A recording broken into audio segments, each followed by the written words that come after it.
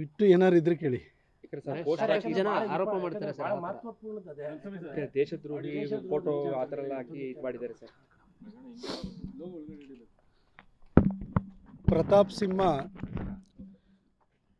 ದೇಶದ್ರೋಹಿನೋ ದೇಶ ಪ್ರೇಮಿನೋ ಅನ್ನೋದನ್ನು ಬೆಟ್ಟದಲ್ಲಿ ಕೂತಿರುವಂಥ ತಾಯಿ ಚಾಮುಂಡೇಶ್ವರಿ, ಬ್ರಹ್ಮಗಿರಿಯಲ್ಲಿ ಕೂತಿರುವಂತಹ ಕಾವೇರಿ ತಾಯಿ, ಕಳೆದ 20 ವರ್ಷಗಳಿಂದ ನನ್ನ ಬರವಣಿಗೆಗಳನ್ನು ಓದ್ಕೊಂಡು ಬಂದಿರುವಂತಹ ಕರ್ನಾಟಕದಾದ್ಯಂತ ಇರುವಂಥ ಓದುಗ ಅಭಿಮಾನಿಗಳು, ಕಳೆದ 9.5 ವರ್ಷಗಳಿಂದ ದೇಶ ಧರ್ಮ ರಾಷ್ಟ್ರೀಯತೆ ವಿಚಾರ ಬಂದಾಗ ನಾನು ನಡೆದುಕೊಂಡಿರೋ ರೀತಿಯನ್ನು ನೋಡಿರುವಂತಹ, ನನ್ನ ಕೆಲಸವನ್ನು ನೋಡಿರುವಂತಹ ಕೊಡಗು ಮತ್ತು ಮೈಸೂರಿನ ಜನ 2024 ಏಪ್ರಿಲ್ನಲ್ಲಿ ನಡೆಯುವಂತಹ ಲೋಕಸಭೆ ಚುನಾವಣೆಯಲ್ಲಿ ಮತದಾನದ ಮುಖಾಂತರವಾಗಿ ಅವ್ರು ತೀರ್ಪನ್ನು ನೀಡ್ತಾರೆ.